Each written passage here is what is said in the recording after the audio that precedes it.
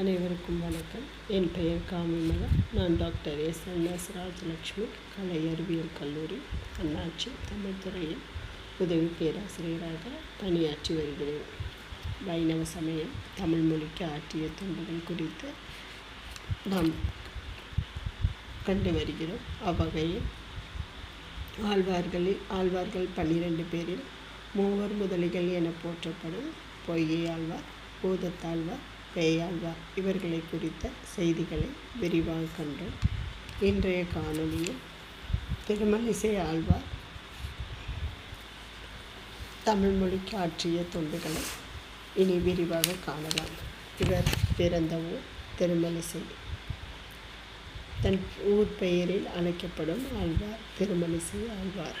இவர் சக்கரத்தின் அம்சமாக பிறந்தவர். இவரது காலம் கிபி 7ஆம் நூற்றாண்டு ஆகும். சக்கரத்தாழ்வாருக்கு பக்திசாரர் என்னும் வேறு பெயரும் உண்டு. சைவம் முதலிய பல சமயங்களுக்கும் சென்று இறுதியில் வைணவத்திற்கு வந்தவர்.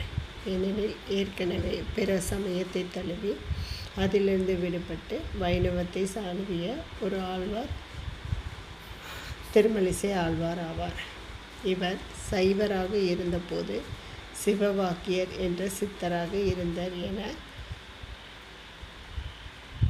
தகவல்கள் உண்டு.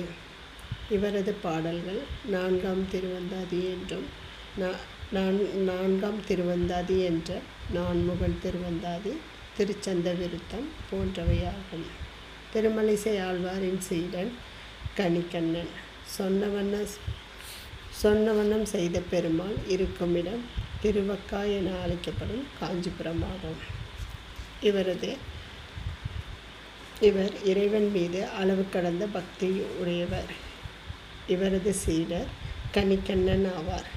கணிகண்ணன் போகின்றான் காமரும் பூங்கச்சி, மணிவண்ணா நீ கிடைக்க வேண்டாம், துணிவுடைய சென்னா புலவன் யான் செல்கிறேன், நீயும் உன் பைந்தாக பாய் சுருட்டிக்கொள் என இறைவனை பார்த்து போகிறான். என் சீடன் உன் கோவிலுக்கு வராமல் வெளியே செல்கிறான். அவன் போகின்ற நாள் நானும் செல்கிறேன். நீ மட்டும் எதற்காக இங்கு இருக்கிறாய்? ஆதலால் நீயும் உன் பாய் படுக்கையை சுருட்டி கொண்டு என்னுடன் வா என இறைவனை நோக்கி பாடிய செய்திகள் இவரது பாடல்களில் உண்டு. இத்தகைய சிறப்பு வாய்ந்த திருமழிசை ஆழ்வார் திருமாலின் கையில் உள்ள சக்கரத்தின் அம்சமாக போற்றப்படுகிறார். இவர் சொன்னவுடன் பெருமாளும் அந்த இடத்தை விட்டு வெளியே வந்து திருமழிசையுடன் அவர் சீடர் சென்ற இடத்திற்கு சென்ற செய்திகள் பதிவுகள் காணப்படுகின்றன. இவ்வாறாக சொன்னவண்ணம் செய்த பெருமாள் என அழைக்கப்படும் சிறப்பு பெற்றவர் திருமழிசை ஆழ்வார். இந்நிகழ்வு நடந்த இடம் திருவெக்கா என அழைக்கப்படும் காஞ்சிபுரம் ஆகும். இத்தகைய சிறப்பு வாய்ந்த திருமழிசை ஆழ்வார் தமிழ் மொழிக்கும் வைணவ சமயத்தில் இருந்து கொண்டு பல்வேறு வகையான தொண்டுகளை புரிந்துள்ளார். அடுத்ததாக நாம் காண இருப்பது பெரியாழ்வார் குறித்த செய்திகளை. பெரியாழ்வார் பிறந்த ஊர் ஸ்ரீவில்லிபுத்தூர் ஆகும். இவரது காலம் கிபி 9ஆம் நூற்றாண்டு ஆகும். இவர் கருடாழ்வார் அம்சமாக பிறந்தவர் என அறியப்படுகிறோம். இவர் பெரிய திருவடி எனும் பெயரும் உண்டு. ஏனெனில்